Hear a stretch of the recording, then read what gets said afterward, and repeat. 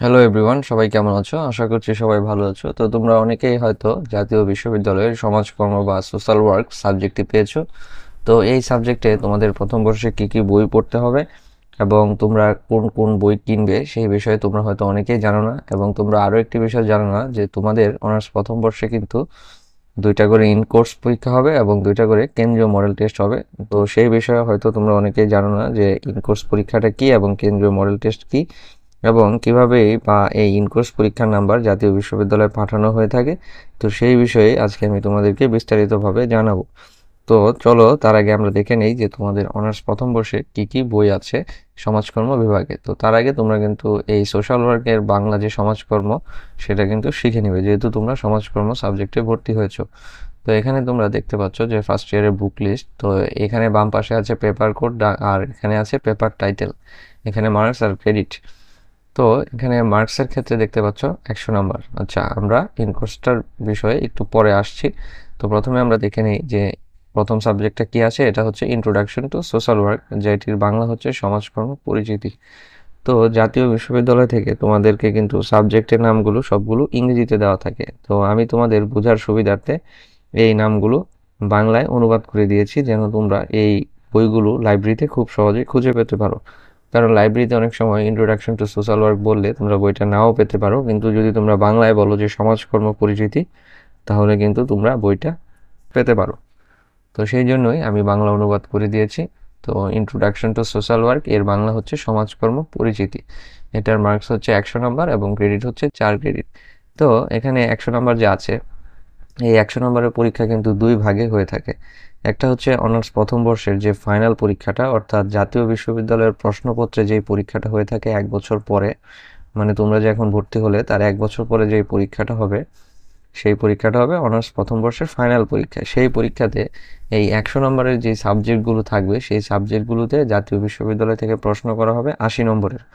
তাহলে তোমাদের মনে প্রশ্ন জাগতে পারে যে আর 20 নাম্বার তাহলে কোথায় যাবে?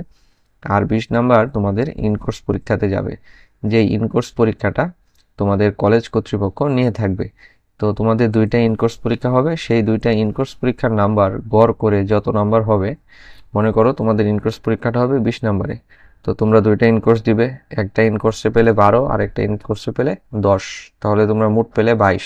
মানে 20-এর মধ্যে একটাতে পেলে 12 আর একটাতে পেলে 10, তাহলে তোমরা মোট দুইটার গড় করে পেলে 22। এই 22কে আবার 2 দিয়ে ভাগ করলে কত হবে? 11। তার মানে তোমরা ইন কোর্সে পাবে 11। এই 11 যে নাম্বারটা, এই নাম্বারটা তোমাদের কলেজ কর্তৃপক্ষ জাতীয় বিশ্ববিদ্যালয়ের কাছে পাঠাবে। এরপর তোমরা এই সাবজেক্টে 80 নাম্বারের মধ্যে, অর্থাৎ জাতীয় বিশ্ববিদ্যালয়ের প্রশ্নপত্রে তোমরা যত নাম্বার পাবে তার সাথে এই 11 নাম্বার যোগ করে তোমাদের মোট ফলাফলটা দেওয়া হবে। তো এভাবেই মূলত ইনকোর্স জাতীয় বিশ্ববিদ্যালয় থেকে যে পরীক্ষাটা হয় সেই পরীক্ষার নাম্বার যোগ করা হয়ে থাকে। কেন্দ্রীয় মডেল টেস্ট হচ্ছে তোমরা এসএসসি বা এইচএসসিতে যে টেস্ট পরীক্ষাটা দিয়ে এসেছো, এটা হচ্ছে একদম সেম টেস্ট পরীক্ষার মতোই, কিন্তু কেন্দ্রীয় মডেল টেস্টের নাম্বার জাতীয় বিশ্ববিদ্যালয়ে যোগ করা হয় না, শুধু ইনকোর্সের নাম্বারটাই যোগ করা হয়। এরপর যে সাবজেক্টটি তোমরা দেখতে পাচ্ছ সেটি হচ্ছে Bangladesh studies history culture and heritage, মানে হচ্ছে বাংলাদেশের সমাজ সংস্কৃতি। এটাতেও হচ্ছে 100 নাম্বার, 4 ক্রেডিট। এরপর আছে history and philosophy of social work, সমাজ কল্যাণের ইতিহাস ও দর্শন। এরপর আছে human psychology and social work, মানবীয় মনোবিজ্ঞান ও সমাজকর্ম। এরপর আছে ইকোনমিক্স অ্যান্ড ডেভেলপমেন্ট, যেটির বাংলা হচ্ছে অর্থনীতি ও উন্নয়ন। এরপর আছে history of the emergence of independent Bangladesh, স্বাধীন বাংলাদেশের অভ্যুদয়ের ইতিহাস। এখানে তোমাদের 5টি সাবজেক্ট হচ্ছে তোমাদের যে সমাজকর্ম সাবজেক্টটা আছে বা সোশ্যাল ওয়ার্ক সাবজেক্টটা আছে সেই সাবজেক্ট রিলেটেড। আর এই সাবজেক্টটা যা আছে 6 নাম্বারটা, অর্থাৎ স্বাধীন বাংলাদেশের অভ্যুদয়ের ইতিহাস, এটা অনার্স প্রথম বর্ষের সকল শিক্ষার্থীদেরকেই পড়তে হয়। সকল বিভাগের শিক্ষার্থীরাই এই সাবজেক্টটি পেয়ে থাকে, অর্থাৎ এই সাবজেক্টটি হচ্ছে একটি কম্পালসারি সাবজেক্ট। তোমাদের মোট নাম্বার থাকবে প্রথম বর্ষে 600 নাম্বারের পরীক্ষা হবে এবং তোমাদের মোট ক্রেডিট থাকবে 24। যেহেতু 100 নাম্বার, তার মানে প্রত্যেকটাতে 4 ক্রেডিট করে। তো এখন আমরা যদি একটু সিলেবাসটা দেখে নিই, তো তোমাদের সিলেবাসটা কিন্তু সম্পূর্ণ আছে ইংরেজিতে। তো এটা কিন্তু জাতীয় বিশ্ববিদ্যালয় থেকে দেয়া সিলেবাস। তো এই সিলেবাসগুলো দেখে তোমাদের ঘাবড়ানোর কিছু নেই, কারণ তোমাদের বইগুলো থাকবে বাংলাতেই, ইংরেজিতে থাকবে না। তো তোমরা বাংলাতে বইগুলো পাবে। আর এখানে তোমাদের যেই সিলেবাসের যেই টপিকগুলো আছে সেই টপিকগুলো তোমরা বাংলা ভার্সনের বই থেকে মিলিয়ে দেখে নেবে। তো এটা খুব সহজ একটা বিষয়, তোমরা বইটা কিনলেই বুঝতে পারবে। তো এখানে বুকসের রিকমেন্ডেডও আছে, এগুলো হচ্ছে বিদেশি রাইটারের বই। তো তোমরা তো আর বিদেশি রাইটারের বই পড়বে না, কারণ জাতীয় বিশ্ববিদ্যালয়ের অধিকাংশ ছাত্রছাত্রী প্রেফার করে বাংলা ভার্সনের বইটা পড়তে, যেহেতু এখানে ধরাবাঁধা নিয়ম নেই যে পরীক্ষাতে ইংরেজিতেই আনসার করতে হবে। তো তোমরা বাংলা ভার্সনের বইটা কিনবে এবং এরপর এখান থেকে যেই সিলেবাসের যেই টপিকগুলো আছে সেই টপিকগুলো তোমরা মিলিয়ে নিবে। আর এখানে তোমরা মনোবিজ্ঞানের একটা বই দেখতে পাচ্ছ, সেখানে দেখতে পাচ্ছ কিন্তু যে বাংলা লেখকের নাম দেওয়া আছে। তো তোমরা এগুলো কিনতে পারো। তো আমি আশা করি যে তোমরা বুঝতে পেরেছো যে তোমাদের সোশ্যাল ওয়ার্ক সাবজেক্টে এই ফার্স্ট ইয়ারে কী কী বই পড়তে হবে এবং ইনকোর্স পরীক্ষা কি, কেন্দ্রীয় মডেল টেস্ট কি, সেই বিষয়ে সম্যক ধারণা পেয়েছো।